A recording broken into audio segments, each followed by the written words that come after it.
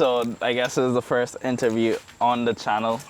We have Nesta B. Welcome to the channel. Just a honest question from the heart, bro. How has it been like growing up in Cayman compared to, cause we could have been born in another country, could have been raised up in another country. Well, I can give my views on it because I've only ever grown up in Cayman, so I can't really compare it to anything. But growing up in Cayman, it's been nice. A lot more upsides than downsides growing up in Cayman because this is a beautiful place. A lot of good people, genuine people. So that's one of the main upsides of it. Some downsides, I guess, too. Do you ever feel limited? Like, try and get the music out to the world? Bingo. New heights, new life, had to make a new choice. And try and go global, but you're from a small island and like, you ever feel limited by that? I don't really feel limited by that. What I feel limited by is the resources that I had in Cayman, or have in Cayman at the time, to actually make music and like the studios. Yeah, the studios and the quality of the music and stuff like that. The producers. Yeah, well, just anything to do with music in general. Just to make just a song for myself. Like, I'm thinking maybe 3 bills might get me somewhere, but I don't know really where to go or who kind of dealing with that, what the price is. Well, when I first started making music, I didn't know any studios either. Then I met Young Kush. He's my good friend. He has a studio down Northside, or he had a studio down Northside. It's not operational right now. So I met him. I started recording at his studio. You know, it's nothing big or fancy, but we made things work with what we had. Recorded a lot of good tunes on it still. Other than that, right now, I was looking for a studio to record in last year. Couldn't find none either. The only big studios we had was Iron Shore Studios, and Hopscotch Studio apparently records people, and I didn't know that at the time. Do you know their prices? Or no, I don't know anything about it. I had checked their website, but they didn't have nothing that they do recording, so I didn't know. Because I was seriously looking for a studio down here to record that. But you just had an interview yesterday at Cayman campus. That's kind of crazy. And man, just here at the just... A Caymanian rapper and songwriter whose music is gaining traction. Nesta B is carving out his own lane in the local music scene, and we're excited to hear more about it. Good morning, Nesta. Well, is that a question or a statement? How did that make you feel? Yeah, had that interview yesterday. That's the first time I ever been on TV. That was it was nerve-wracking to say the least. Mostly because they wanted me to do a performance, and I've only done 2 performances before, and that's my first live performance too. So all that had me nerve-wracked. I don't think I would have been so nervous if for just the interview alone, but that really... So that was your 3rd live performance on TV? Yeah, my 3rd performance was on TV. Yeah, my first one was back in 2018 for the Pirates Week National Song Competition. Yeah, that went good. I mean, I remember being up on stage. I remember after my mom told me that I was drunk through the whole thing. Smashed a bottle of Appleton, at least half of it, before I went out there. But half of a bottle? Yeah, half of a bottle. But I do remember being on stage and everything leading up to it, so I couldn't have been that drunk. But I do remember thinking, oh, I couldn't control my voice as good as I wanted to while I was on stage because... You think it's because you drank half a bottle? It was the alcohol for sure. When I was on stage and I was like, yeah, I drank a little too much before coming on stage. But you were just a little hype up that day, man. Yeah, my first time performance to it. And the thing is, I don't get no practice. I mean, I practice by myself, but I don't have no coaches. I don't have nobody telling me how to do this, do that, voice training, nothing. Oh, make sure you do this or that on stage, or I had nobody to give me advice or anything. You know, of course I watch little 1-2 videos on YouTube, but that's just, you know, that normal little thing, that nothing. But actually going out there and dealing with it now, I said that's the only way I'm gonna get my experience, you know. And then what about your second? The Pirates Week one, now that was last year, 2025 Soca Monarch competition. Yeah, that was good still.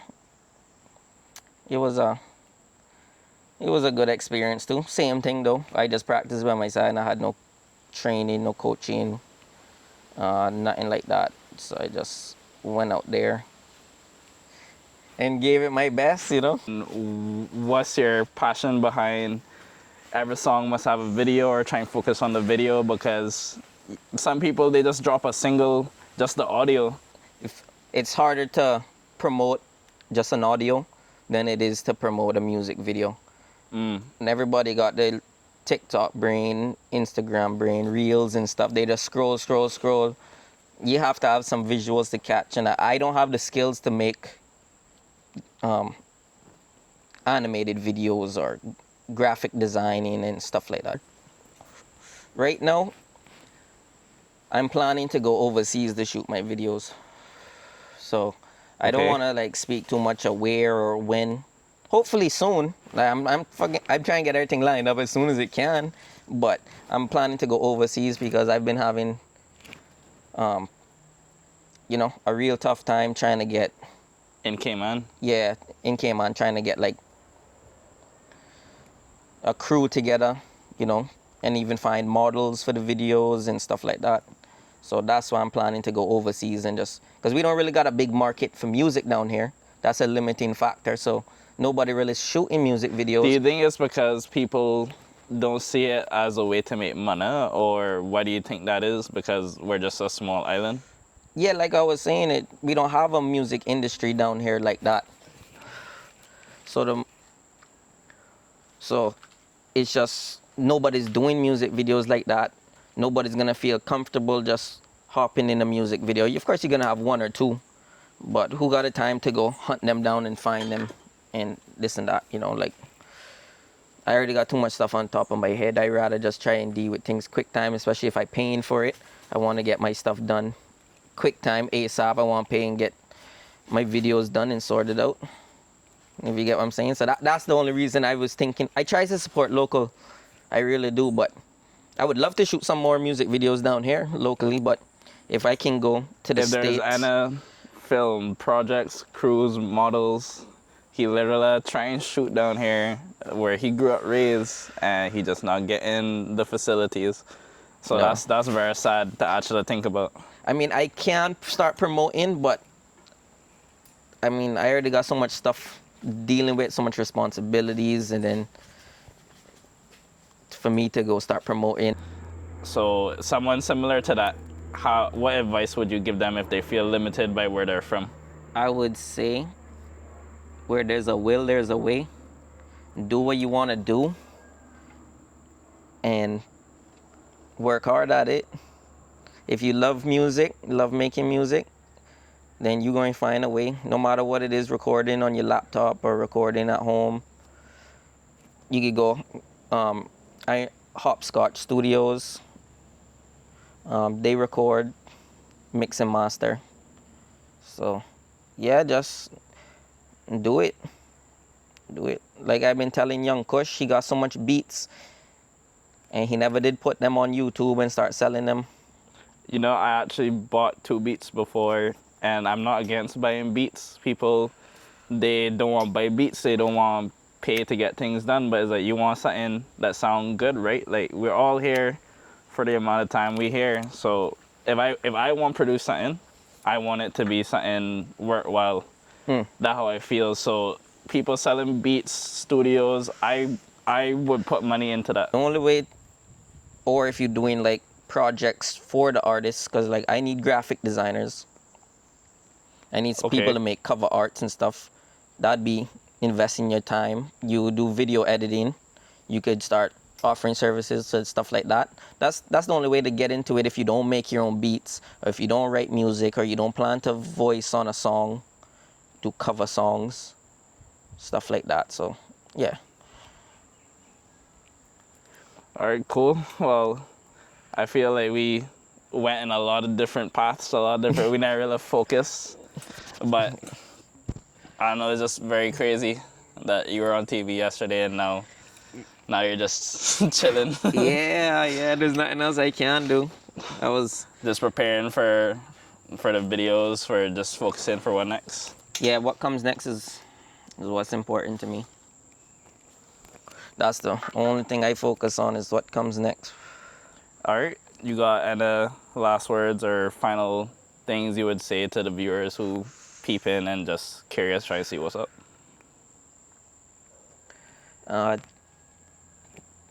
Just check out my music. Simple as that. Check it out. Leave comments. Good or bad, I don't care. Yeah, that's basically it.